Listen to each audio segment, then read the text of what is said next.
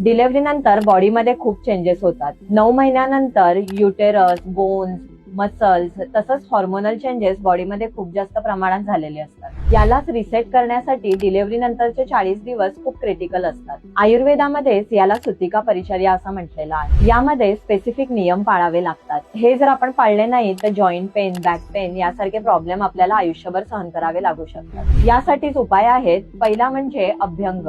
Delivery नंतर रोज तीळ तेलाने मसाज हे खूप गरजेचं आहे. यासाठी नारायण तेल, महानारायण तेल हे सुद्धा तुम्ही वापरू शकता. मसाजमुळे वातशमन होतं, तसंच मसल रिलॅक्स व्हायला खूप छान मदत होते. सर्क्युलेशन खूप छान होतं. दुसरा उपाय ते म्हणजे घरातला सकस आणि सात्विक असा आहार. यामध्ये तांदळाची पेज तुम्ही तूप टाकून, तसंच मूगडाळ तांदळाची पेज हे तुम्ही आहारामध्ये घेऊ शकता. मेथीची भाजी, अळीव यासारख्या गोष्टी सुद्धा तुम्ही ऍड करू शकता. त्याचप्रमाणे कोल्ड फूड, प्रोसेस फूड हे टाळलं पाहिजे. तिसरी आणि खूप महत्वाची गोष्ट म्हणजे पोटपट्टा बांधणं. ॲब्डॉमिनल बेल्ट खूप नेसेसरी असतो. डिलिव्हरी नंतर युटेरस लगेचच नॉर्मल होत नाही. वाताला कंट्रोल करण्यासाठी, पाठीला सपोर्ट देण्यासाठी आपल्याला लंबार बेल्ट बांधण्याची खूप गरज असते. यामुळे युटेरस श्रिंक व्हायला आणि आपल्या ॲब्डॉमेनचा आकार व्यवस्थित होण्यासाठी सुद्धा मदत होते. पोटपट्टा बांधल्यामुळे स्पाइनला सुद्धा खूप छान अशी स्टेबिलिटी मिळते. अशाच पोस्ट डिलिव्हरी केअर्स आणि टिप्ससाठी नक्की आम्हाला फॉलो करा.